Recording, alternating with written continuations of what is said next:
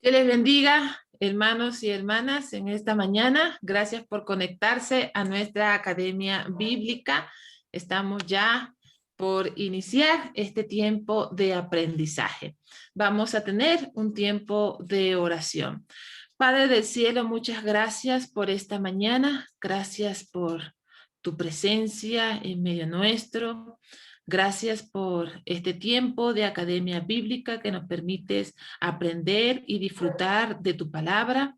Gracias por cada uno de mis hermanos y hermanas que se conectan desde muy temprano, Señor, poniendo, Dios, todo el esfuerzo, el ánimo para seguir adelante, para poner en práctica esa palabra que aprendemos en esta mañana, que tú nos ministras con mucho amor. Gracias por la doctora Jennifer, quien va a compartir este interesante e importante tema sobre el hacer discípulos, que tú le guíes, que tú le ilumines y le des la sabiduría necesaria. En el nombre de Jesús, amén y amén. Muy bien, hermanos y hermanas, tenemos a una invitada muy especial. Ella es desde Puerto Rico. Nos visita durante todo este tiempo en el seminario. Ha estado ya con nosotros unos 3 o 4 años más o menos, ¿verdad, Jennifer? Sí, 4 años y medio. Ajá, aquí en el Ecuador.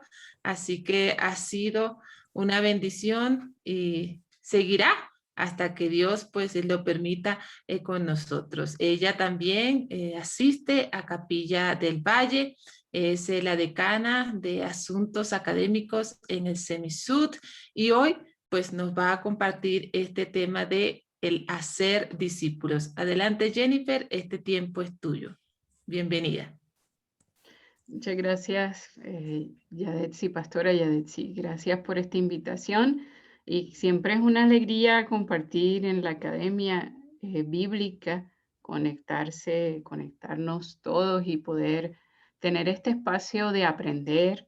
Ha sido siempre muy interesante para mí que este grupo está reunido así tempranito, pero lo digo más como un gesto de admiración, así que gracias hermanos, hermanas por su compromiso con el estudio bíblico, igualmente a los líderes, al pastor Ayadetsi y su equipo de trabajo, que se esmeran en que tengan ustedes siempre temas importantes e interesantes y muy enriquecedores. Y el tema de hoy, pues sí, sin duda lo es, tiene que ver con el discipulado, tiene que ver con la revitalización de la iglesia en conexión con este proceso de discipulado.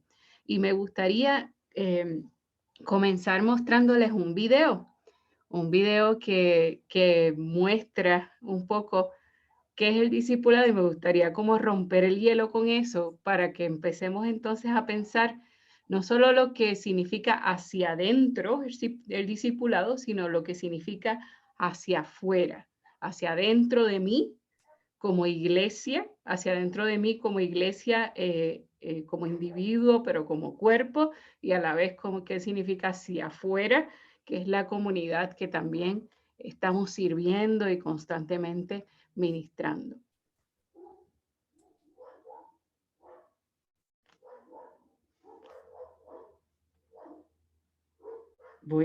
Estoy acá ubicando el video, permítanme un segundito.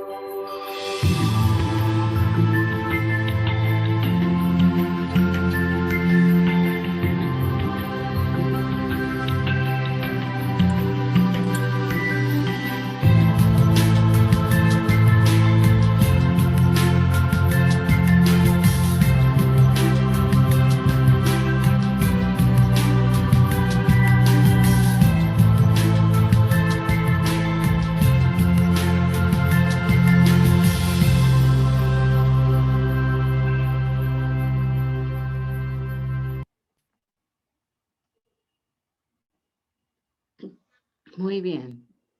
Este video cortito siempre me ha llamado la atención cuando se habla del discipulado, pero me gustaría abrir un poco el espacio para que ustedes me comenten dentro de este video cuáles fueron algunas cosas que saltaron a su atención de cómo podemos ver y definir el discipulado. Cuando vamos a hacer como esta tormenta de ideas, pueden decirme frases, pueden decirme palabras, ¿de qué estamos hablando cuando hablamos de discipulado? Tenemos una respuesta que normalmente viene a nuestra mente, ¿no? El discipulado es la formación de los nuevos creyentes, pero vamos a dejar esa ya como un hecho y vamos entonces a aumentarla, porque sí es parte, o sea, eso es parte, pero vamos a aumentarla. ¿Qué otras cosas entonces podemos incluir en lo que es el discipulado, mirando un poco este video como un poco de inspiración hacia esa definición? Les escucho. Jennifer, ¿puede ser el discipulado el amor de Dios? El amor de Dios, y ¿hacia quién? ¿Hacia quién sería ese amor? Hacia sus hijos, hacia su el prójimo. creación. Okay, hacia sus hijos, muy bien. El amor de Dios hacia sus hijos. Excelente. Buenos días, Jennifer. Yo creería que es encender una luz en nosotros y compartirla esa luz con los demás. Me gusta eso. Encender una luz en nosotros y compartirla con los demás. Para No, los demás, muy yo buenos creo- días. Para los demás, para los que están perdidos. Ajá, para los que están perdidos. Que esa luz alumbre a aquellos que están perdidos. Yo creo que es lanzar semilla, lanzar ¿Verdad? semilla en una tierra. Y Así la es. semilla sería la palabra de Dios. Así es, así es. Ese momento de cuando está el muñequito ahí lanzando semillas siempre me impacta bastante. Está sembrando, está Se sembrando. trata de eso, ¿no? Lanzar esa semilla. Muy bien. ¿Alguien más? Yo podría decir abrir las fronteras de la iglesia y salir a la comunidad con esa expresión de amor, primeramente, de liberación y de liderazgo. Muy bien, muy bien. Entonces es salir, abrir las puertas, las fronteras de la iglesia, el espacio de la iglesia, extenderlo hacia afuera. Muy bien. Perdón. Sí, adelante, hermana. El discipulado para mí es, nosotros ya estamos restaurados, estamos con el Señor y nuestra misión es la misma comisión que tuvieron los discípulos. Expandir la palabra del Señor a todos los lugares. Salir de nuestra comodidad y expandir. Muy bien, muy bien. Excelente. Buenos días, pastora. Sí. Buenos días. Yo creo que el discipulado no es la evangelización. El discipulado es como lo hizo Jesús. Buscar a la gente que el Espíritu de Dios le ayudó a elegir, porque nosotros no somos quienes elegimos a Dios, sino Dios nos elige a nosotros. Y el discipulado es iniciar al no creyente en el conocimiento y enamoramiento de la palabra. Es cumplir con la misión que Dios nos ha dado. Porque todos tenemos un propósito y una gran misión, que es extender el reino de los cielos a través de la palabra de Dios. No solo diciéndole recibe al Señor, sino haciendo conocer las cosas básicas y los mandamientos que sean encarnizados en su corazón. Para mí eso representa el discipulado. Amén, amén. Muchas gracias, hermana, y muchas gracias a todos y a todas. Me parece que estamos en un buen inicio de poder pensar juntos y juntas en este proceso de discipulado. Acotando a lo que decía mi hermana recientemente, hay dos cosas que ella decía. Una cosa es la evangelización y otra cosa es el discipulado. Decía, así es. La evangelización tiene que ver con este mensaje que llevamos para poder en primera instancia presentar el evangelio a las personas y que puedan conocer al Señor. Y en ese proceso ahí se une como parte de ese proceso en el crecimiento de una persona según el discipulado, como estos primeros pasos, este profundizar en la decisión. Está la semilla, pero esa semilla necesita morir y necesita echar raíces y necesita dar fruto. Y ahí es que se conecta ese proceso de discipulado, y me encanta que también mi hermana dijo que es algo que lo hacemos todos. O díganme ustedes si es que esto es de la pastora Yadetsi nada más, que debe hacer discipulado. Porque ella es la pastora en el área de educación. ¿Será que es ella nomás? No, No. Es algo es de un todos. mandato del Señor. Así es. Y me gusta eso. Me gusta que usted acabe de hacer ese énfasis de que es un mandato del Señor, porque creo que eso también nos ayuda a que nuestro compromiso sea más firme, porque es algo que va a requerir esfuerzo. Es algo que va a requerir que nosotros intencionalmente decidamos que vamos a dedicar tiempo, a dedicar esmero en el discipulado. Pero el discipulado tiene dos vías, o quizás no dos vías, dos componentes, dos elementos importantes que se complementan. El primero de ellos es que yo necesito ser primero. Yo necesito ser un discípulo. Yo necesito ser esa persona que haya tenido esta transformación, esta profundización en lo que es la vida y el carácter de Jesús. Porque para hacer discípulos, que es la otra parte, yo necesito ser una discípula. Y ahí es donde están esos dos elementos. Ser para poder hacer. Ser para poder hacer. No podemos salir a ser discípulos o no podemos hacer discípulos si no lo somos nosotros primero. Eso es algo bien sencillo, bien sencillo. Y de todo lo que podamos conversar hoy, recuerde eso sencillamente. Para ser discípulo yo necesito serlo. Y para eso entonces me gustaría que comentemos un poco sobre lo que tiene que ver con este proceso de discipulado.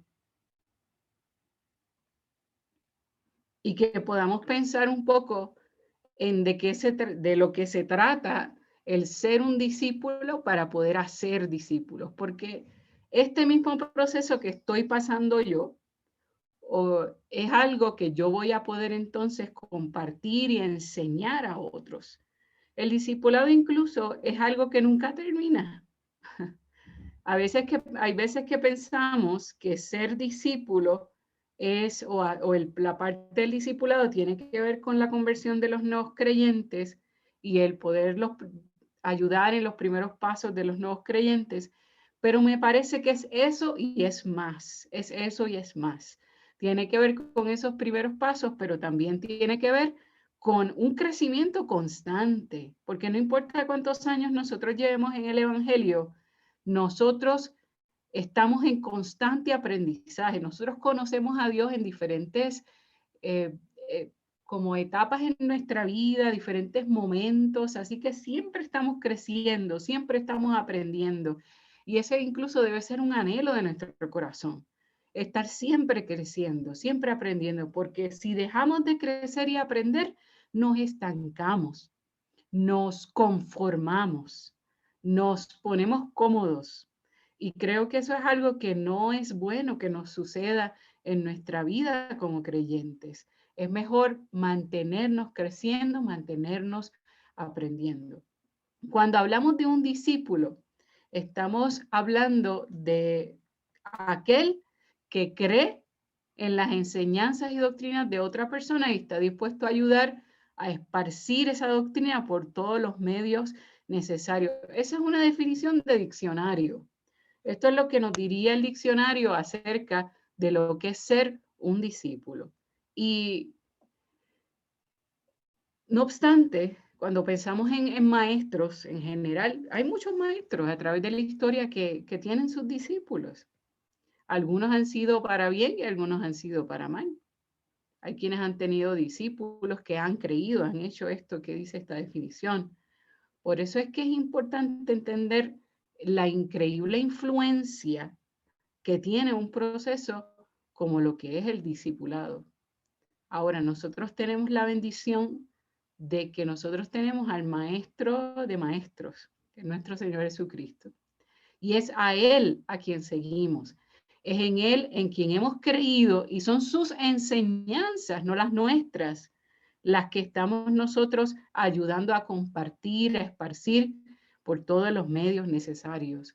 Y eso ya nos da una paz de que lo que estamos haciendo es algo que va a ser no solo para nuestro bien, sino para el bien de toda la humanidad, porque el fin es la salvación de la humanidad.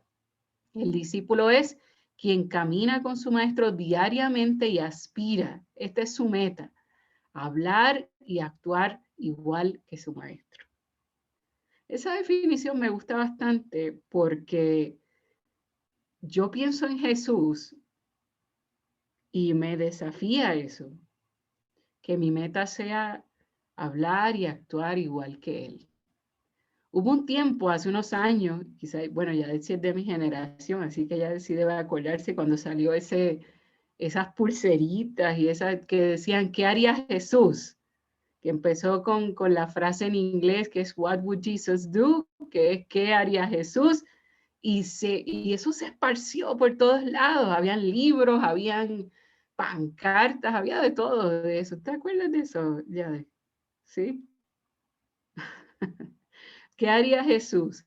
Y eso lo volvimos en cierta medida en un cliché, pero qué increíble frase. ¿Qué haría Jesús? Y eso significa que yo pueda en mi vida hacer ese examen donde constantemente yo quiera hablar y actuar como Él. Y eso es algo que no es sencillo tampoco. Necesitamos conocerlo, profundizar en su palabra, profundizar en nuestra relación con Él para poder entonces entender qué haría Él.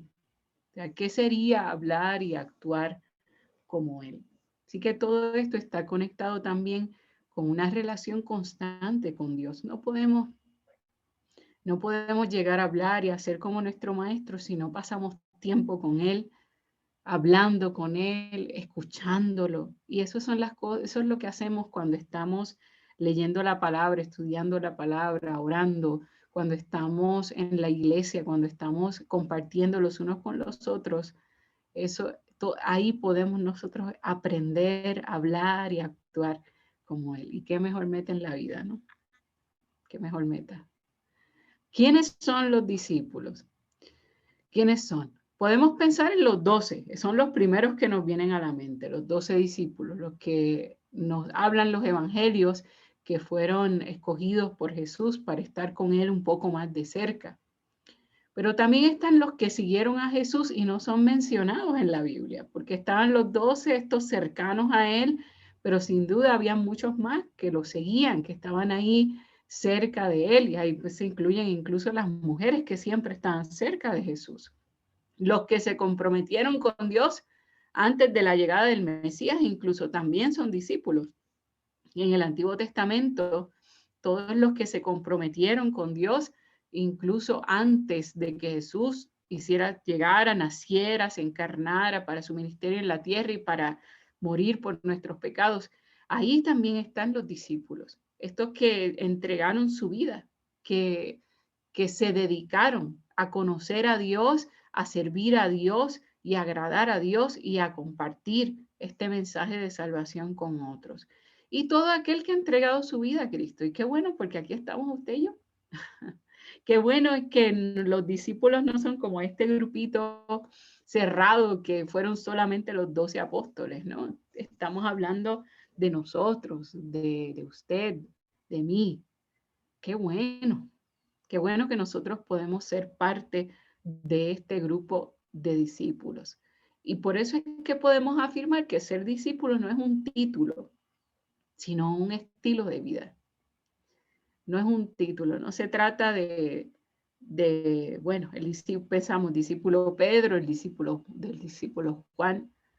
¿no? Es que no estamos hablando de títulos, sino de una manera en que yo escojo vivir.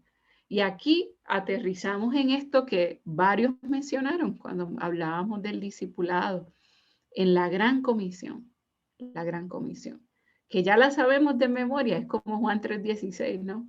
Pero recordémosla hoy. Por tanto, id y haced discípulos a todas las naciones, bautizándolos en nombre del Padre, del Hijo y del Espíritu Santo, enseñándoles que guarden todas las cosas que os he mandado, y aquí yo estoy con vosotros todos los días hasta el fin del mundo. Aquí está hablando Jesús. Está hablando Jesús. Y ese por tanto con el que inicia este verso está conectado a lo que él ha venido diciendo anteriormente.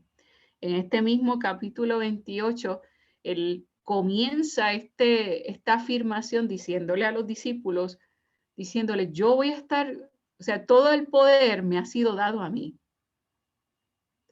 Yo soy todopoderoso prácticamente. Y eso les da a ustedes la fortaleza de poder ir y de poder hacer discípulos. Yo estoy con ustedes. Y así se cierra, ¿no? Él comienza diciendo, a mí me ha sido dada toda la autoridad. Esto es lo que yo les pido que ustedes hagan y no se preocupen porque aunque esta tarea va a tener días en que va a ser bien llevadera y días en que va a ser más difícil, pero yo voy a estar con ustedes todos los días, hasta el fin, Y esta tarea de ir y hacer discípulos que les impacta a los primeros discípulos con los que habló Jesús o a este grupo de discípulos, ahí es donde nosotros la adoptamos también.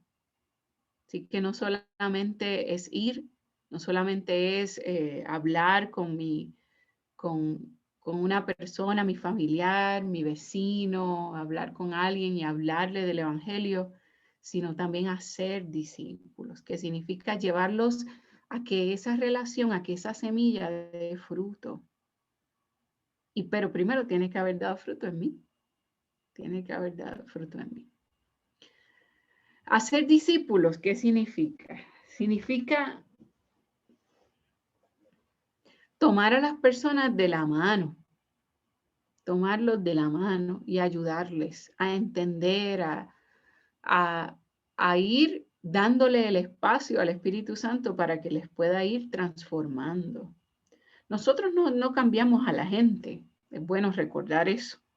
Nosotros no podemos transformar a las personas. Esa labor la hace el Espíritu Santo, pero es algo tan bonito tener la oportunidad de ser colaboradores con el Espíritu Santo. Imagínense. O sea, qué cosa más bonita que el Espíritu Santo, aunque pudiera hacer esto solo, ¿verdad? Nos hace copartícipes de este proceso.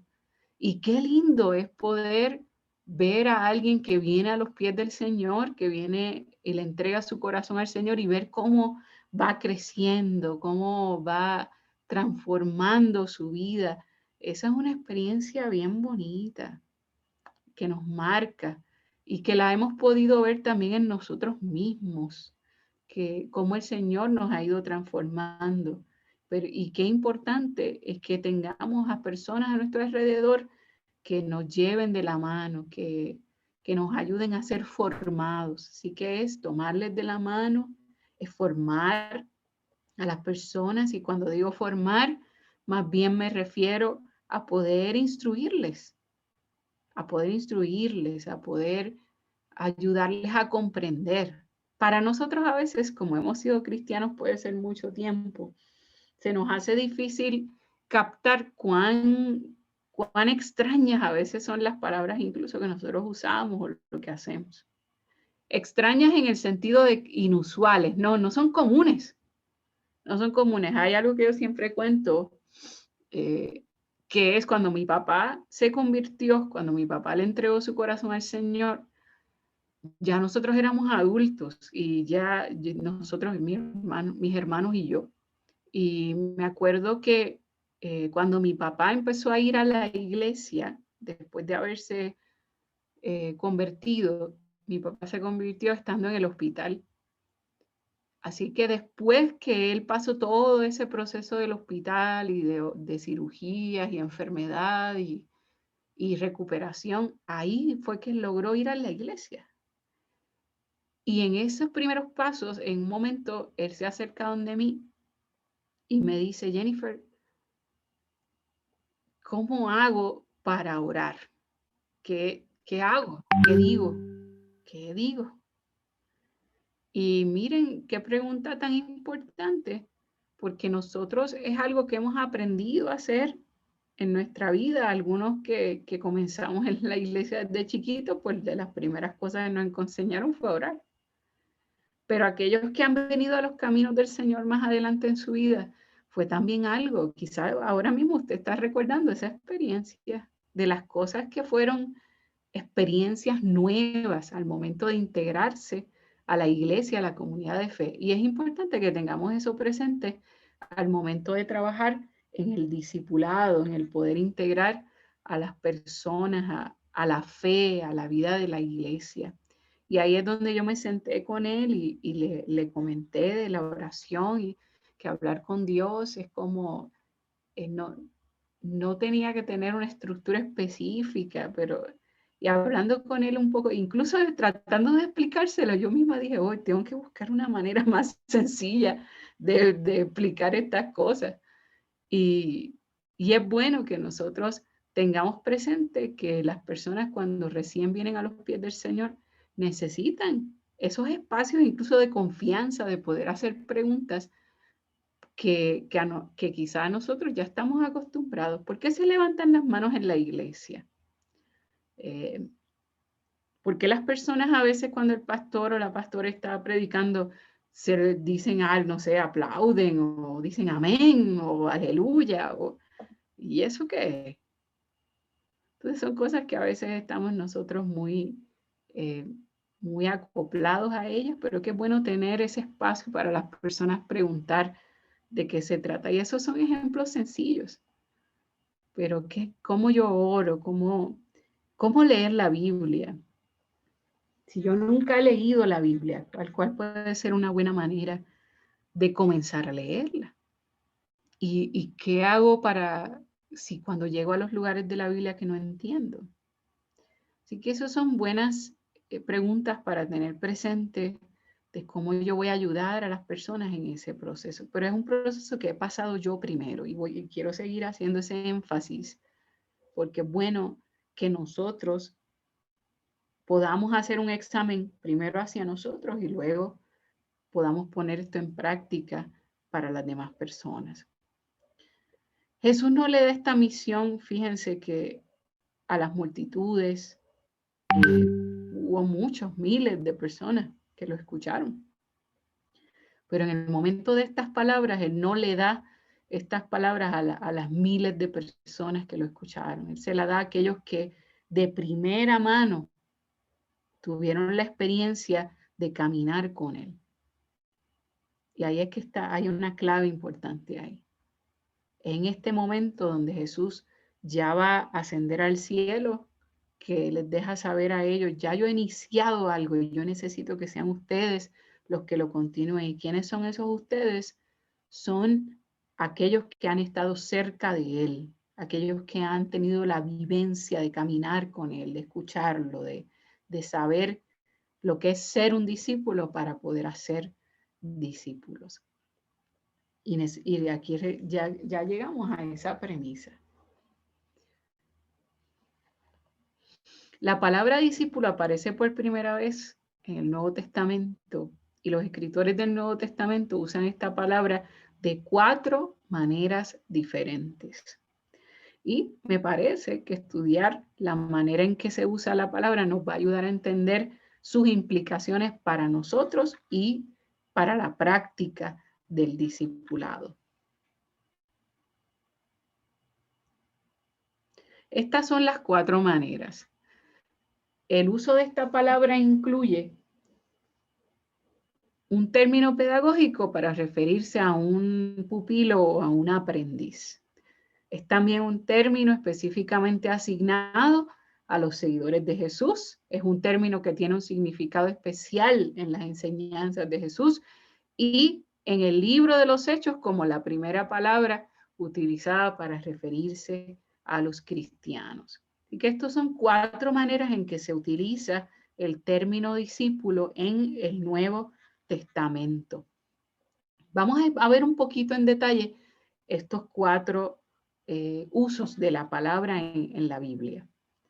Cuando hablamos del discípulo como un pupilo o un aprendiz, el discípulo es alguien que es dependiente de su maestro. Es dependiente de su maestro. Tiene constantes experiencias de aprendizaje. Pero no solo eso, sino que es alguien que desarrolla una relación con su maestro y participa activamente en ese proceso de aprendizaje y en la misión del maestro, en la causa del maestro. Juan el Bautista y los fariseos tenían discípulos, pero el currículo, la malla, como dicen, que aprendí aquí en Ecuador, la malla de Jesús es diferente. Y aquí hagamos una diferencia. Está un alumno y está un discípulo o un aprendiz incluso.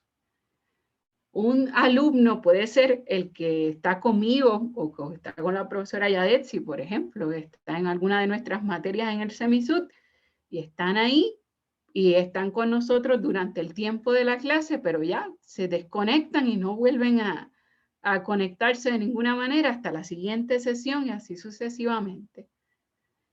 Y ese en parte es la definición de un estudiante, de un alumno.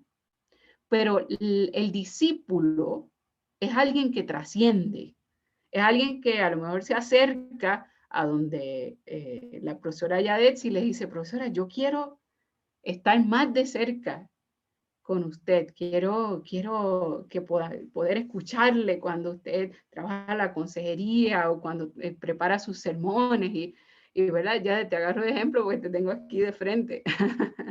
Pero el discípulo es ese que va un paso más allá.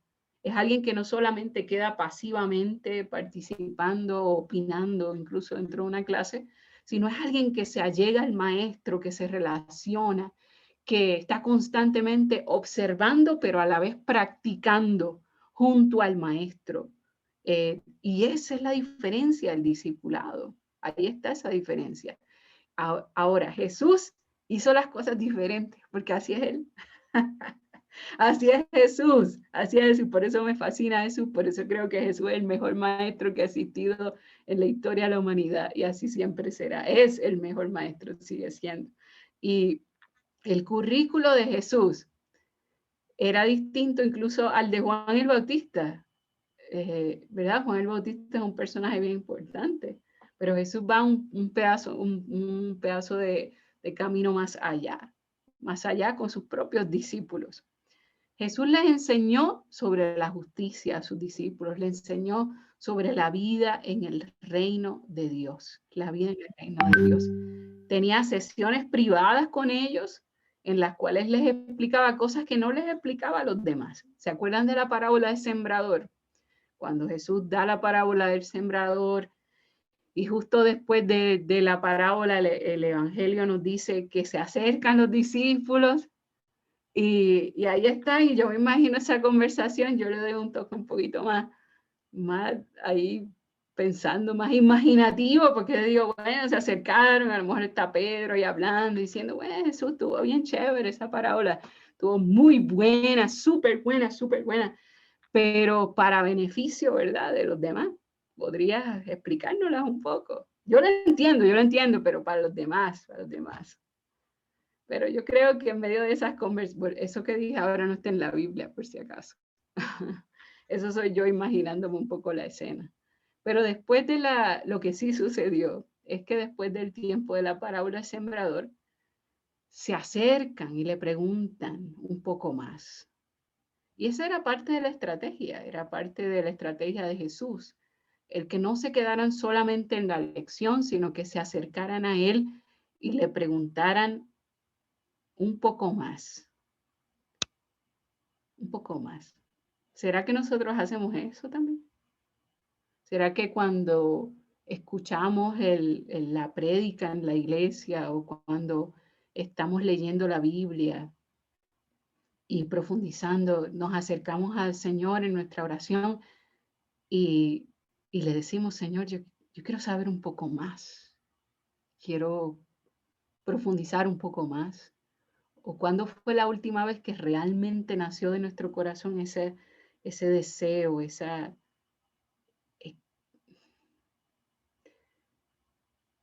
intención de decir, Señor, yo no me quiero quedar aquí, quiero profundizar un poco más? Y esa es parte de lo que es ser un discípulo. Y eso es importante porque es lo que nos va a ayudar a siempre mantener a otros haciendo lo mismo. Y eso es lo que le va a dar vida constantemente a la iglesia, lo que va a mantener a la iglesia revitalizada, como hemos estado hablando y continuaremos hablando durante estas semanas en la Academia Bíblica. Jesús les dio oportunidades de servicio a sus discípulos. Y me gusta eso, porque no solamente les dio la teoría, les dio la práctica. Y pensemos, quiero que mientras estamos escuchando esta parte de lo que hizo Jesús con sus discípulos, es cómo se refleja en mí y cómo puedo yo también aplicar esto al momento de yo también hacer discípulos. Veamos lo que hizo Jesús para que veamos cómo me impacta a mí, cómo tiene que ver conmigo y cómo lo puedo yo practicar también con otros al momento del discipulado. Así que no solamente es quizá enseñarle a alguien sobre la oración, sino decirle, vamos a orar juntos.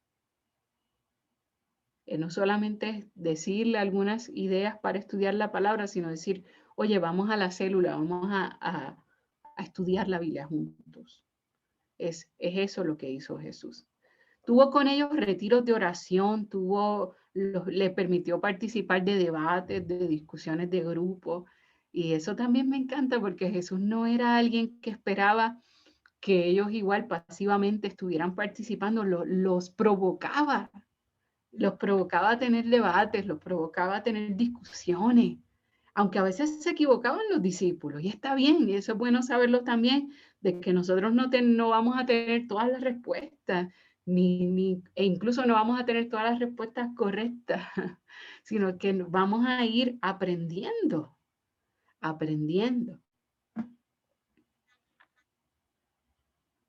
Jesús quiere que seamos discípulos y no que seamos alumnos, sino que seamos aquellos que tengamos esa relación, porque eso es lo que va a hacer una diferencia. ¿Qué hizo Jesús con los discípulos? Les hizo pasar por experiencias de crisis, porque la crisis siempre trae aprendizaje. La crisis siempre trae aprendizaje. Y así sigue pasando, ¿no? Así sigue pasando con nosotros, incluso en nuestra relación con Dios. Esas crisis que a veces llegan, y las crisis nos permiten aprender, nos desafían a aprender. Y ahí siempre que digo este ejemplo de crisis, me acuerdo de los 5000, ¿se acuerdan, no? Esa historia tan conocida por nosotros, cuando están los 5000, sin contar mujeres y niños, y ahí está Jesús y está hablando, le dicen, bueno, ya Jesús, chévere, vamos a mandar a la gente para su casa. Y Jesús le dice, ya deben tener hambre. Y Jesús le lanza y le dice, denle ustedes de comer. Esa crisis que provocó en ellos en ese momento les dio una experiencia inolvidable a ellos.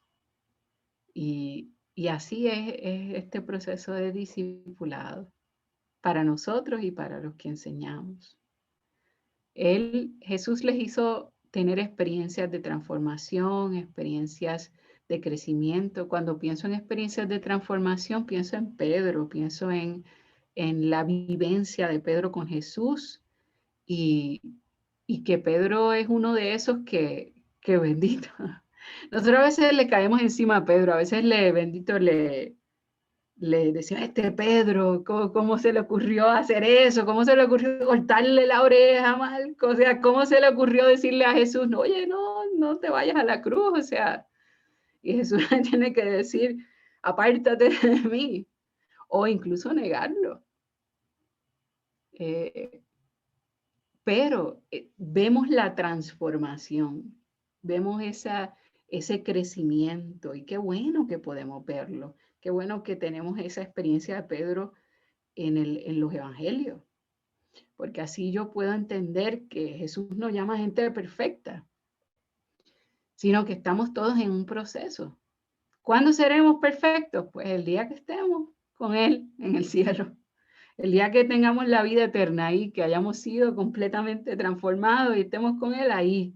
Pero mientras estemos aquí en la tierra y estemos aquí en esta vivencia humana, vamos a tener desafíos, dificultades. Y eso es bueno nosotros recordarlo para nosotros, para que al discipular a otros, recordemos eso también. Recordemos eso. Experiencias de transformación, experiencias de crecimiento, y lo vemos también en sus discípulos. Yo quiero animarles a que cuando usted lea los evangelios, usted haga un ejercicio donde cada vez que estén los discípulos, usted haga algunas observaciones. Obsérvelos, como si estuviera ahí con ellos, y obsérvelos, y tome notas de cómo hablaron, de qué dijeron, de cómo fueron creciendo, de cómo fue su reacción. Tome notas. Ese es un estudio bíblico bien interesante que usted puede hacer de una manera inductiva estudiando los evangelios. Todos los discípulos tuvieron que pasar por estas experiencias y en cada una de ellas dejaban de ser más como ellos para ser más como Cristo. Qué interesante ver a Pedro en los evangelios y ver a Pedro en el libro de los Hechos. Y aún en el libro de los Hechos, Pedro no era como el más, no era como que se nota el mejor de todos, digamos, ¿no? Porque sí vemos algunas cosas, peleó con Pablo, o sea, hubo 2 o 3 cosas que pasaron con Pedro. Pero me encanta eso también, porque a pesar de que sí vemos a Pedro en los primeros capítulos de Hechos, predica ese sermón lleno del Espíritu Santo, se convierte la gente, pero también lo vemos todavía luchando con algunas cosas. Y eso me encanta de la Biblia, porque puedo ver que aunque hay crecimiento, todavía el crecimiento continúa, todavía continúa. Y ya cuando Pedro termina su vida como un mártir, entregándola por el Señor, podemos sí entender que en efecto, o sea, Pedro logró en su vida ser un discípulo que habló y vivió como su maestro. Y eso también es algo a lo que aspiramos nosotros. Miren esta comparación en cuanto a las experiencias de aprendizaje por las que Jesús hizo pasar a sus discípulos. Ellos querían mantenerse apegados a sus familias y Jesús les enseña que los muertos entierren a sus muertos.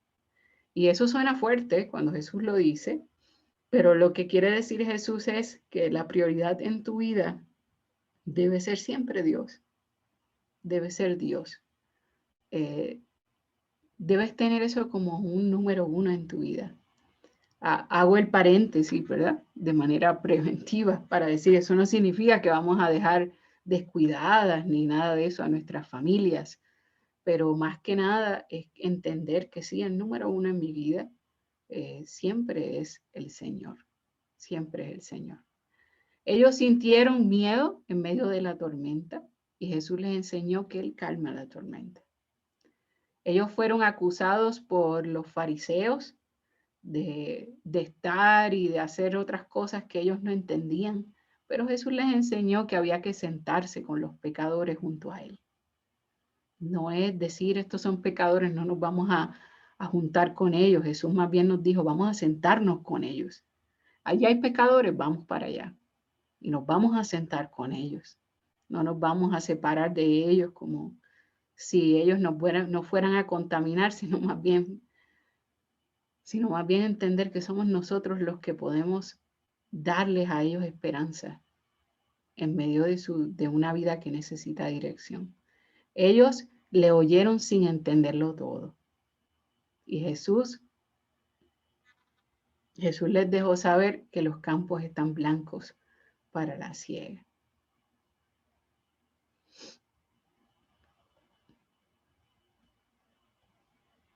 Ellos eran diestros en su oficio, eran pescadores, hacían otras cosas, pero Jesús les enseñó que había más incluso, y les daría autoridad sobre las enfermedades, sobre los demonios, sobre esta misión que había puesto en sus manos. Ellos pensaron que no había pan suficiente, pero Jesús les enseñó que Él pondría pan en sus manos para alimentar a multitudes. Ellos pensaron estar solos, pero su maestro camina sobre las aguas. Así que esas constantes experiencias de aprendizaje, yo creo que si igualmente, si hiciéramos un ejercicio donde usted y yo escribiéramos las experiencias que hemos tenido con el Señor, experiencias de aprendizaje, también sería un buen ejercicio de reflexión. Así que también les animo a que en algún momento usted haga como una lista de lo que usted ha ido aprendiendo, de cómo he visto que mi vida se ha ido transformando. Y eso es bueno porque es lo que también podemos compartir con otros al momento de enseñarles a integrarse en la vida de la fe. El discípulo está constantemente en formación, está de camino. Por eso es que aun cuando leemos de cómo mostraron miedo, de cómo mostraron preguntas, actitudes competitivas, ¿se acuerdan cuando decían quién va a ser el mayor? Y viene y uno le dice, la mamá se acerca donde Jesús y dice que este se siente a la derecha, este a la izquierda. Tremendos los discípulos. Pero aún así, aun cuando tuvieron también frustraciones, visión corta, Jesús les sigue enseñando y más allá les sigue llamando discípulos. Eso me conmueve de Jesús. No les dicen en algún momento, y Jesús, si usted lee los evangelios en voz alta, especialmente Marcos, porque Marcos es un evangelio que saca toda la humanidad de los discípulos. Y puede ser que a veces si usted lee el evangelio en voz alta se va a dar cuenta de la frustración en la voz de Jesús. Pero aún así, Jesús quizá pudo decir, no. Ok, tú te vas para tu casa, yo voy a buscar otro discípulo. Lo pudo haber hecho, claro que sí. Pero no lo hizo. El único que se perdió en el camino lo hizo por decisión propia. Así que Jesús nunca le dijo incluso, ni a Judas le dijo, vete para tu casa, ni nada. Así que en medio de todas estas experiencias le siguió enseñando y le siguió llamando discípulos.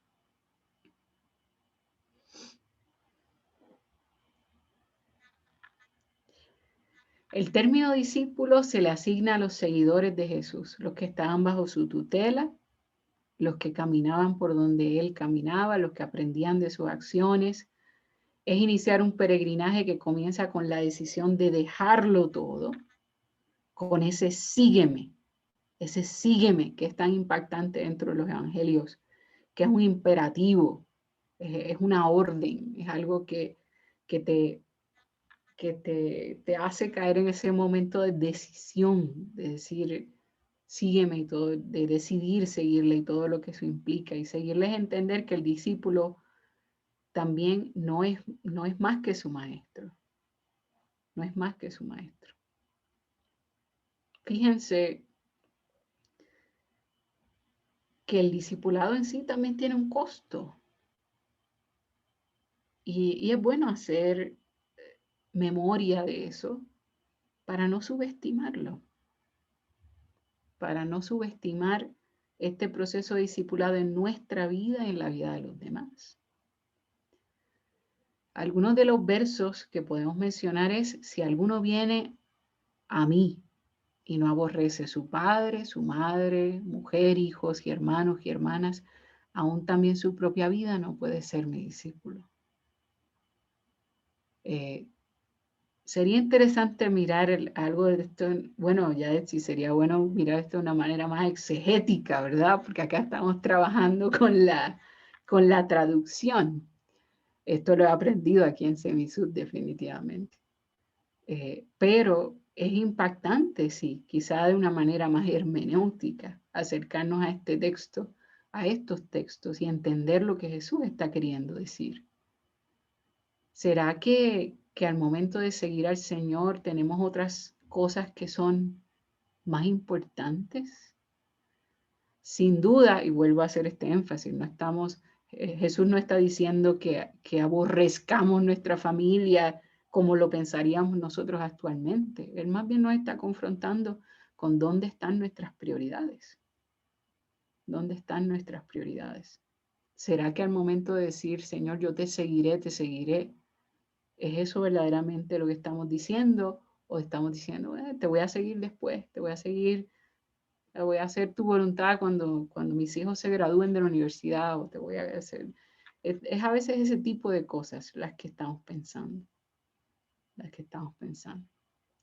El que no lleva su cruz y el que no lleva su cruz y viene en pos de mí no puede ser mi discípulo. Así pues, cualquiera de vosotros que no renuncia a todo lo que posee no puede ser mi discípulo. Este es el discípulo, el que da testimonio de estas cosas y escribe estas cosas, y sabemos que su testimonio es verdadero. Esta frase donde se menciona este no puede ser mi discípulo, quiero animarles a que estos versos sea algo que usted pueda estudiar, que pueda después reflexionar en ellos para pensar, ¿será que esto es algo real en mí? ¿Y cómo puedo también compartir esto con otros? Sencillamente, el discipulado se trata de nunca ser el mismo después de encontrarse con el Señor. Y de poder compartir esa experiencia con otros y ayudar a otros a que puedan profundizar en esa experiencia también. Es experimentar sus señales, es conocer la verdad, es ser libres, es amar como ama Cristo y estar dispuesta a dar la vida por la causa de Cristo, siendo fiel hasta el último respiro. Y con esto cierro en esta mañana. ¿Saben que en el mundo actualmente, el 2021, hay cientos, quizás miles de personas que están siendo perseguidas por el Evangelio?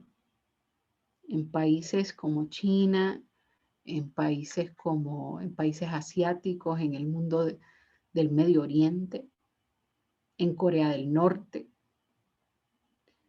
Son personas que mueren todos los días por el Evangelio. No mueren por ser criminales, no mueren por haber hecho nada malo, mueren por tener una Biblia, mueren por predicarle a alguien. Y quiero mencionarles esto más que nada porque eso es algo que a mí me sacude constantemente, porque nosotros vivimos en una parte del mundo donde sí podemos llevar la Biblia, donde sí podemos predicar.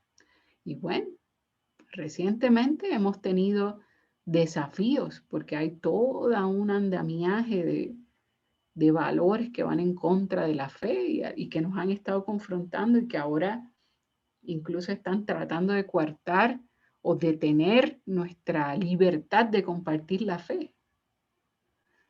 Así que seremos nosotros, los discípulos, que hayamos tenido una experiencia tan firme que podamos ser y actuar como nuestro maestro y ayudar a otros a hacer lo mismo. Y no tienes que hacerlo con miles de personas. Empieza con los tuyos. Empieza con tu familia.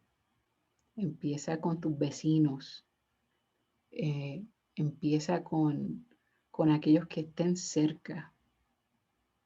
lo lindo es que en ningún lugar en la Biblia nos dice, oye, tienes que evangelizar y discipular a miles de personas. Sería genial. Pero también qué bueno que no nos dice eso, nos dice que más bien seamos discípulos y que hagamos discípulos. Y si eso es algo que podemos integrar en nuestra vida, va a ser una diferencia. Va a ser una diferencia. ¿Será que mi experiencia con Dios está tan y tan firme y tan sólida que yo estaría dispuesta a dar la vida por Él, por el Señor? Eso es como algo para pensar, ¿no? Para pensar. Y poder que esa pasión llene nuestras vidas hasta el punto de que la podamos transmitir a otros. Gracias, bendiciones, pastora. No sé si tiempos de preguntas. Muchas gracias, doctora Jennifer. El hermano Jonathan tiene una pregunta. Dice, ¿cómo podemos saber si el discipulado que recibimos es el correcto? En estos tiempos donde todos afirman tener la verdad y donde existe un pluralismo religioso. Pues eso es una muy buena pregunta. Creo que hacer la pregunta ya es una cosa muy buena. ¿Dónde está la verdad? La verdad está en la palabra. O sea que yo creo que también nosotros mismos debemos identificar cuáles son fuentes probablemente creíbles, buenas, para poder nosotros crecer en nuestra experiencia con Dios. Aquí yo, por ejemplo, les puedo afirmar que nuestra iglesia es una iglesia donde hay una sana doctrina, donde hay un discipulado saludable. Y si usted se acerca, por ejemplo, a cualquiera de los pastores de la iglesia, le puede incluso recomendar lugares, libros, fuentes, donde usted puede sí recibir algo que sea sano para su fe. Pero si le viene una duda de algo que usted escucha, ¿será o no será? Pregunte. No se quede con la duda y pregúntele entonces a alguien de su confianza, alguien que sea alguno de los pastores, alguien que usted sabe que le puede dar un consejo o le puede dirigir de una manera más apropiada. Muy bien. Tenemos otra pregunta que me llegó al chat personal y dice, ¿el discipulado tiene algún tiempo determinado? Es decir, ¿se puede ver un discipulado solo en 3 meses, un año? ¿Hay algún tiempo específico para el discipulado? Ok. Bueno, permítanme hacer como una distinción. Dentro de la iglesia sí tenemos como un programa, ¿no? Está un programa que se llama discipulado y que está diseñado para los nuevos creyentes. Y aquí la pastora sí me puede complementar en cuanto a la iglesia en particular, ¿no? En nuestras iglesias normalmente tenemos un programa con una serie de lecciones, de encuentros, o sea, de conversaciones, debo decir, para poder dar estos primeros pasos. Y eso es algo dentro de las iglesias que es bastante común, que puede durar unos meses, puede durar un año, depende de cada iglesia. Pero a eso unimos un proceso de discipulado que es más amplio, que ya no es un programa, sino que es un proceso de vida. Así que nosotros estamos en un proceso de discipulado hasta el día en que estemos con el Señor.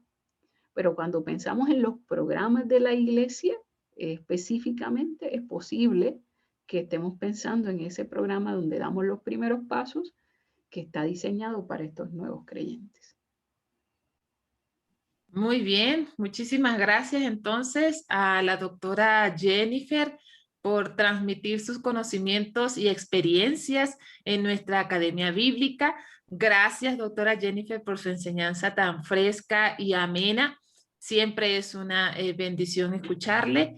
Siempre es un privilegio también tenerla entre nosotros y rogamos a Dios que sea por muchos años que usted esté aquí en el Ecuador y también en Capilla del Valle.